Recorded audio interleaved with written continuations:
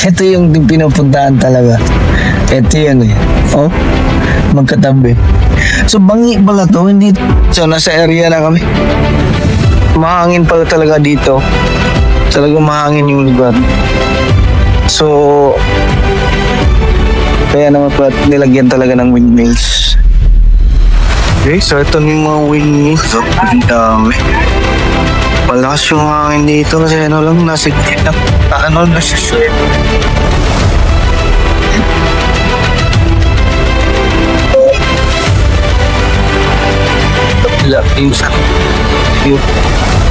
okay, so nakapark na kami. Pasok na kami sa Kapurpurawan area. No? Pwedeng sasakay ng kabayo. Pero pwede mo namang lakarin kung gusto mo. Yun na yung Kapurpurawan.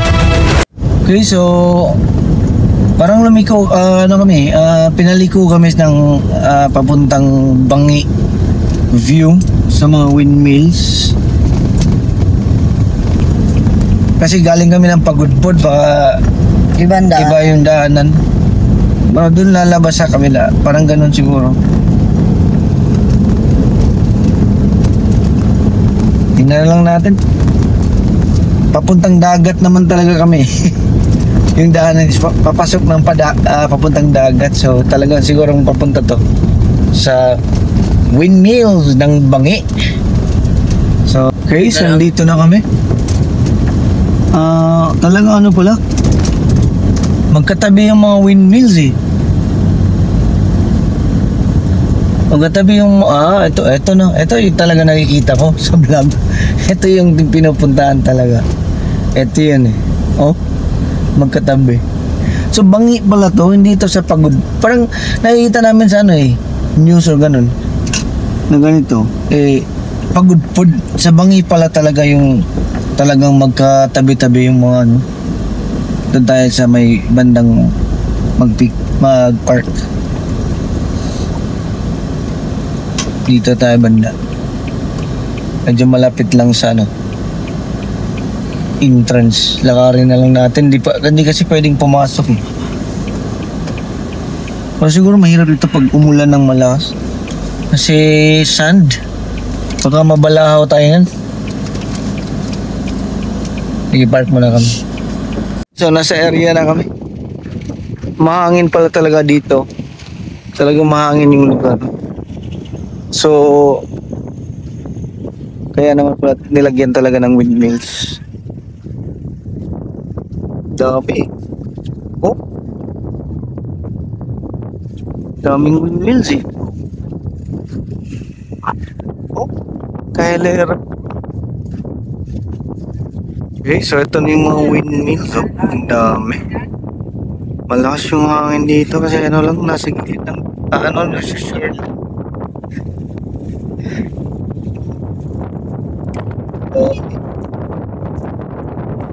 Kabila yung sa yun. Good windmills. Okay na.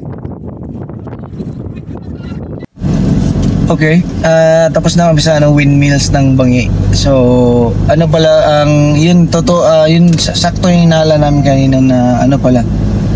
Ang dinaanan namin is yun yung pasukan galing ng kung galing ka ng Pagudpod. Meron pala talagang daanan kung galing ka ng Manila or Lawag. Maliit lang. Mali lang. Konti lang pala yung ang tawag nun, kanang short lang ba na agyanan? Maikli lang. Maikli lang yung daanan kung galing ka ng Lawag, papasok ng yun, mas maikli siya eh, kaysa doon sa kabila. So, malalaman mo kasi may pangalan na windmills. Ganun. So, ito, may pakita ko sa inyo So, kami? Lawag City. Lapit na kami ng Lawag. Bali 56 kilometers na lang ng Lawag. Pasugin, Burgos. Okay. So, malapit lang pala yung Pagudpod sa Lawag. Hindi ganun kalayuan pala yan. Okay. Kasi ang alam ko, ang Lawag is parang malaking city rin. na sa North Luzon. So pareho sa Tugigaraw. Kasi ang narinig ko ang malalaking city sa North Luzon is Tugigaraw at Lawag. So ang Tugigaraw sa kaliwa, sa kanan ng Luzon. Ang kaliwa is ito, Lawag. Ganun pala yun. So talaga na kami, more than halfway ng namin, North Luzon, or hindi, Luzon Loop talaga, kasi kasali na yung Sorsogon talagang kami, Luzon, literal na Luzon Loop. Iba din So time check pala tayo ngayon na 12:30 na ng tanghali. So patuloy pa rin namin itong binabaybay, ang Maharlika Highway papuntang La Union. Pero talagang naman, dadaanan namin yung iba't ibang probinsya na madaanan. So ang next na puntahan namin is ang Lighthouse, Cape Viador Lighthouse. Diba yun? Yung may pangalan. Puntahan namin yun kasi sikat din yun May marami ring mga history na nangyayari nun sa Cape Viador Lighthouse. So tara, update lang ako mamaya. Okay, so approaching tayo sa isa na namang bayan. So bayan ng ano to? Dios. Wala kasi yung isang letra. Dios de Angina. Dios de Angina. Diba, baba yun? Parang iba siguro yung ibig sabihin nun. Ay, hindi pala. Welcome arc ng Banggi. Ng Banggi. Bali parang kami is palabas na ng Banggi. So, paalam yan. Parang paalam or God bless. Parang ganun. God bless siguro yun. Kasi may Diyos So, God bless. So dito, update ko lang, ang ganda ng kalsada Ganda ng kalsada dito banda. Ano lang, spaltado tsaka 4 lanes, di ba? Okay na okay pang pang biyahe. Good job sa inyo dito, ganda. Ay, signal.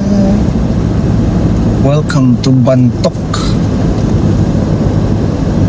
So kami 7 kilometers away sa hindi pala muna kami Kaporporawan pa pala. Kasi inuna ako ng Kaporporawan kasi mas malapit kaysa Cape yung lighthouse. So muna tayo, Kaporporawan. Tingnan natin kasi daw yun isa sa mga talagang pinupuntahan doon pero hindi ko alam kung makita ba sa highway lang kasi ayaw na namin yung mga kung dagat yun, kung muna kami hindi muna tayo dyan. Iiwas muna kami ng mga water activity kasi yung mga costume namin is pang vegan basta importante makapunta kami ng simbahan, yun ang importante. Mayroon naman yung Paway, maganda kasi dun Paway tsaka yung Santa Maria yata yun.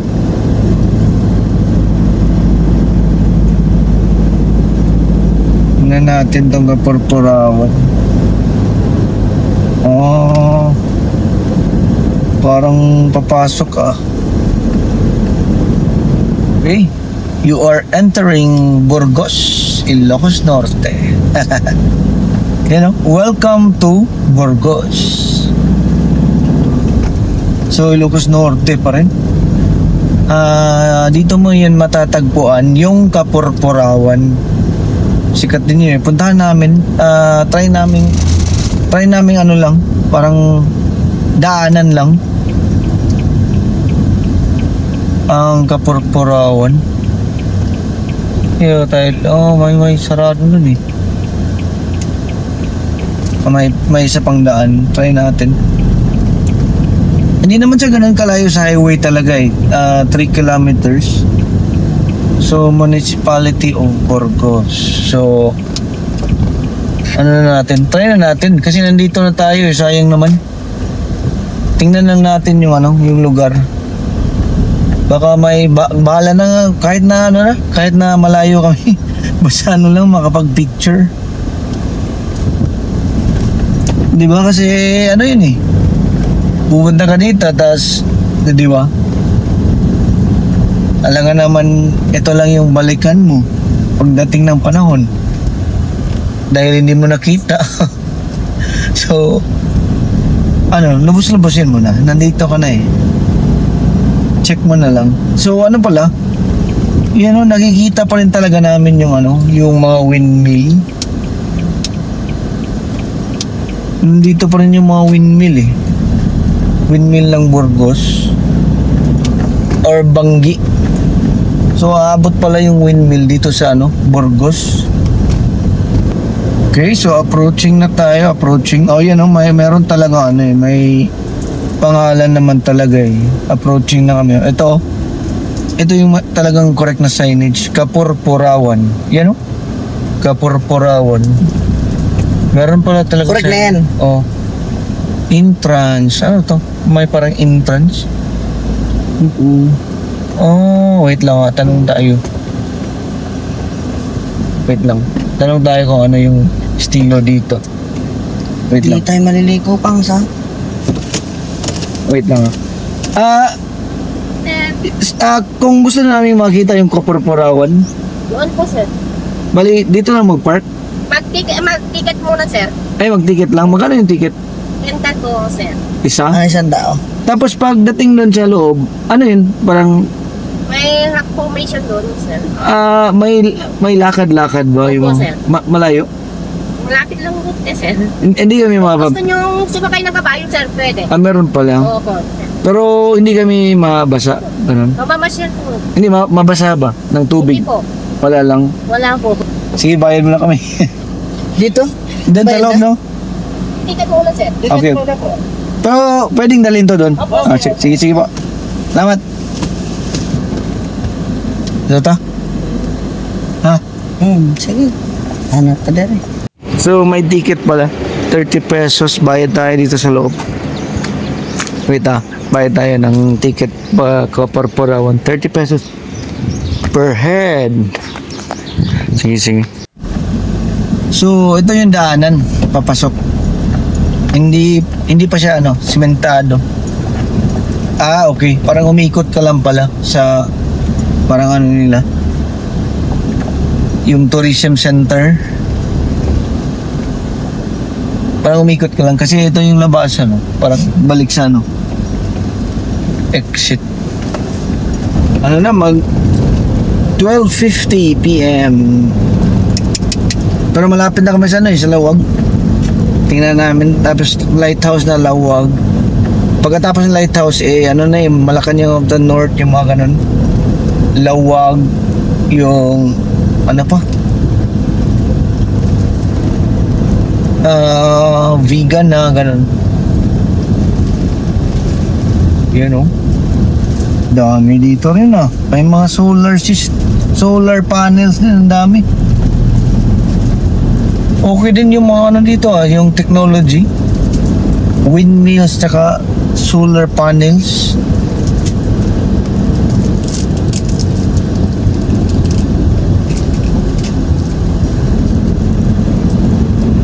One kilometer na lang kami. So talaga, babalik kami sa sa may dagat.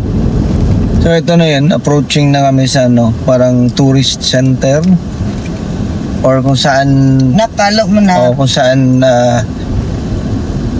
saan yung parking area lang ng mga tourist. Kasi lakaran to lakaran. So tingnan natin, di ba? Wait lang. Park natin ng maayos yung sasakyan. Wait lang. Okay, so naka-park na kami. Pasok na kami sa Kapurpurawan area. Dami palang bilihan sa labas. Oh, ang dami. Tara, kasi parang lakaran eh. So, lakad tayo. Daming bilihan talaga sa labas. Ito, pasok na tayo. Okay. Ganda pa naman yung alawayan.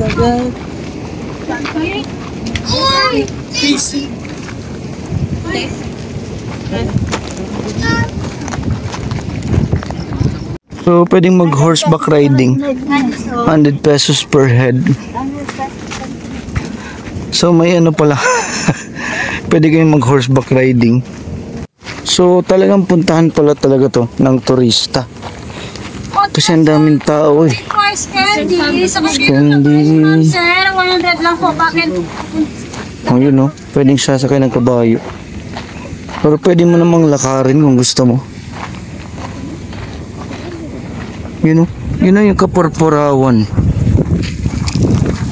Diba? Wait lang Di naman ko ng kalayuan eh. Wait lang. Pala may option kayo na maglakad. Pareho sa amin naglakad. Or mag horseback riding. Napakainit pero pareho lang. Kung mag horseback riding ka, napakainit rin eh. Pareho lang talaga.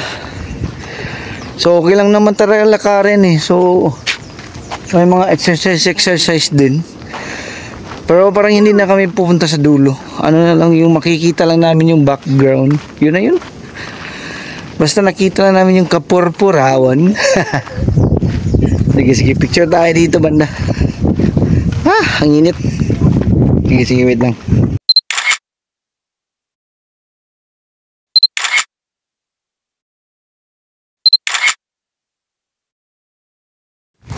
Okay, so pabalik na kami sa sasakyan. May windmill background pa rin dito. Talagang yung pamilya ko nakabalot.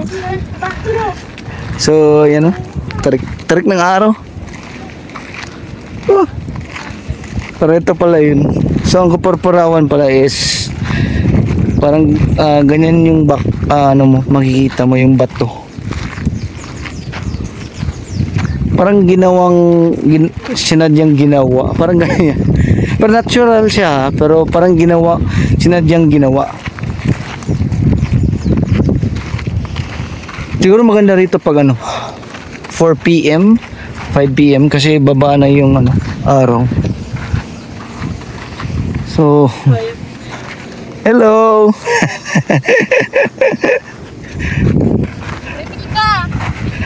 Dam tao.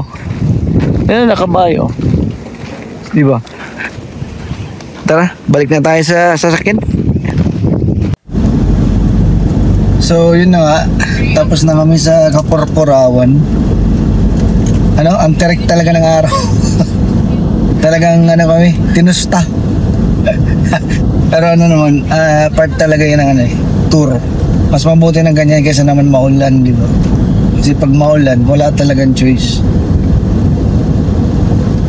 So, ngayon 1:20 PM. So, mamadali na kami kasi punta pa kami ng lighthouse pagkatapos yung Malacanang North pa.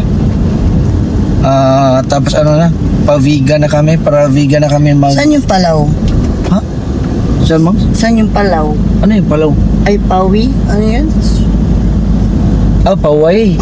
Ay, oo nga pala, Paway. Punta kami ng Paway Church. Yun nga Ikaw pala. talaga, nakakalimutan. Sige lang, bilisan na lang namin to para ma-hit namin yung mga lugar. Bahalang gabi na kami sa vegan. Okay lang yun kasi Huwag naman gabi, hapon naman sana. Sana hapon mga 4 siguro, 4:05. Tapos doon na mag-dinner, di ba? So sakto yun. Siguro mga 4 to 5 nandun na dapat.